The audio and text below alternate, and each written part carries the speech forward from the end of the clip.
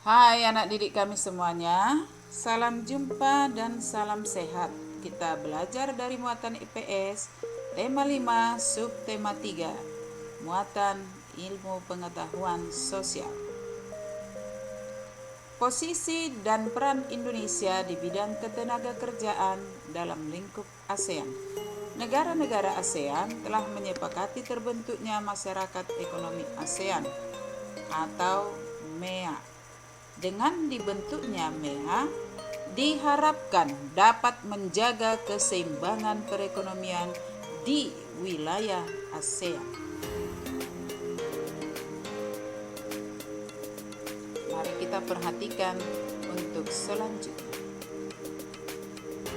Pembentukan MEA memungkinkan arus perdagangan barang dan jasa antar negara ASEAN semakin terbuka. Tidak hanya produk barang dan jasa, kesempatan kerja bagi tenaga kerja antar negara ASEAN juga semakin terbuka. Terbukanya arus perdagangan antar negara ASEAN akan mendorong setiap negara untuk selalu meningkatkan kualitas produk barang dan jasa. Nah, perhatikan gambar berikut. Di sini kita lihat gambar negara Thailand, ya. Spanduk penyambutan masyarakat ekonomi ASEAN terpasang di jalan utama Thailand. Nah, selanjutnya perhatikan.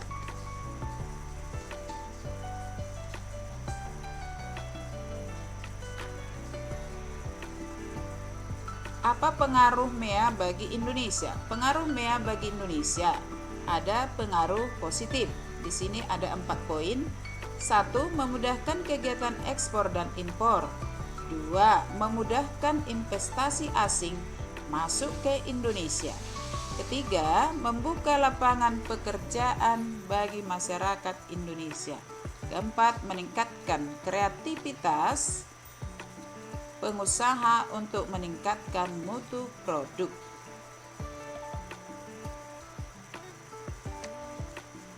Selain pengaruh positifnya, ada pengaruh negatif, yaitu adanya eksploitasi sumber daya alam Indonesia oleh perusahaan asing. Banyaknya barang impor yang masuk ke Indonesia sehingga mengancam industri lokal, menambah jumlah pengangguran jika produk dan jasa tenaga kerja Indonesia tidak bisa bersaing dengan negara lain. Nah, kita lanjutkan. Apa upaya pemerintah meningkatkan kualitas tenaga kerja Indonesia? Salah satu kebijakan MEA adalah adanya pengakuan mengenai mutu pendidikan dan pengalaman yang dimiliki oleh tenaga kerja anggota ASEAN. Kebijakan ini memberikan kemudahan kepada calon tenaga kerja untuk memperoleh lapangan pekerjaan sebanyak-banyaknya. Agar tenaga kerja Indonesia mampu bersaing dengan tenaga kerja negara lain, pemerintah melakukan beberapa upaya, yaitu meningkatkan kualitas pendidikan dengan penerapan kewajiban jenjang pendidikan seperti wajib belajar 12 tahun. Selain itu, pemerintah juga memberikan sarana pendidikan yang memadai. Wajib belajar 12 tahun berarti dia sudah tamat SMA. Yang kedua, memberikan pelatihan lokakarya dan pelatihan kepada calon tenaga kerja. Memberikan bekal keterampilan yang dibutuhkan oleh perusahaan di negara-negara asing. Ketiga, memiliki calon tenaga kerja yang memengaruhi persyaratan tenaga kerja yang diajukan oleh masyarakat ekonomi ASEAN. Berikutnya, meningkatkan jumlah tenaga kerja terampil yang memiliki daya saing dunia. Nah, usaha yang dilakukan siswa dalam menghadapi MEA. 1. Selalu berusaha mempelajari hal-hal baru, mengasah rasa percaya diri dengan mengikuti berbagai kompetisi, mengembangkan keterampilan diri dengan mengikuti kursus, belajar bahasa asing dengan sungguh-sungguh. Kita perhatikan untuk yang selanjutnya.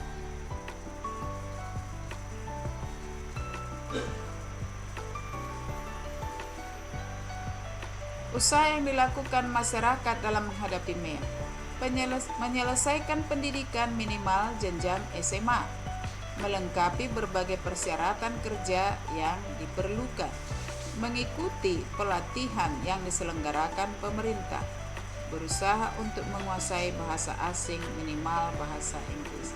Demikian anak didik kami penjelasan ibu pada video pembelajaran kita kali ini. Selamat belajar, salam sehat.